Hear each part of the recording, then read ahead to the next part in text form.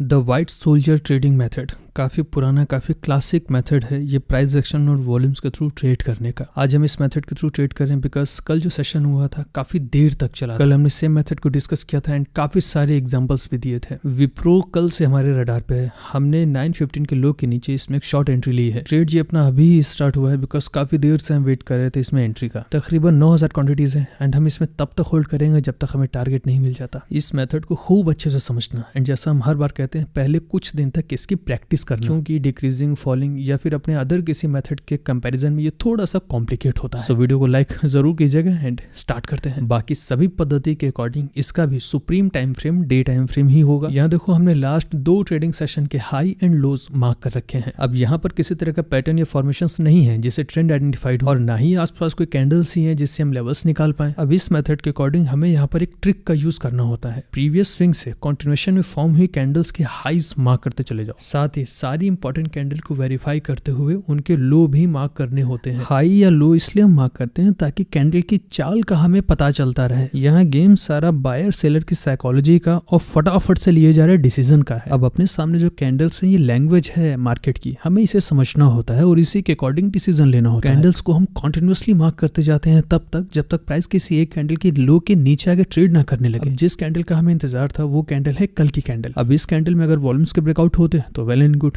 नहीं है तो भी चलेगा। अब मान लो प्राइस को अगर आज गिरना नहीं होता तो ये कल के ट्रेडिंग सेशन के ऊपर जाकर ट्रेड कर रही होती, बट पहली कैंडल से ही शुरुआत हो गई गिरने की। ये वीक है, इसकी पहचान है कि मार्केट ओपन होते ही कल का डेलो टूट गया। लोअर टाइम फ्रेम पर ये पूरी रेंज बनी। अब देखो वॉल्यूम्स के भी प्रॉपर ब्रेकआउट है जो हमें चाहिए। लोअर टाइम फ्रेम की इंपॉर्टेंस सिर्फ एंट्री कंफर्मेशन तक है, मेन काम डे टाइम फ्रेम पर ही होता है। मॉर्निंग से वेट करे तो इस रेंज के टूटने का, ये ब्रेक हुई, हमने एग्जीक्यूशन किया। थोड़ी ही देर के बाद मूव्स होने स्टार्ट हो गया, मजा आया। एक अच्छा मूव हमें दिखा काफी दिन के बाद, बट प्राइस की हरकतें चालू थी, नीचे गिरने के बाद सीधे ऊपर भाग गया ये। एज यूजुअल वही डर का माहौल फिर से, बट थोड़ी देर के बाद मार्केट फिर से नीचे आई, रिलैक्स फील हुआ। बट थोड़ी देर में स्पार्क खत्म हो गया, बहुत छोटी छोटी महीन से कैंडल बनने लगे। काफी देर तक वेट करना पड़ा। बट थोड़ा बहुत मूव हुआ वो मॉर्निंग में हुआ, अच्छा मूव हुआ, बट उसके बाद मार्केट थम गई, ठहर गई एक जगह पर एंड एक पॉइंट पर आके इसने जंप दिखा दे फिर ऊपर की तरफ।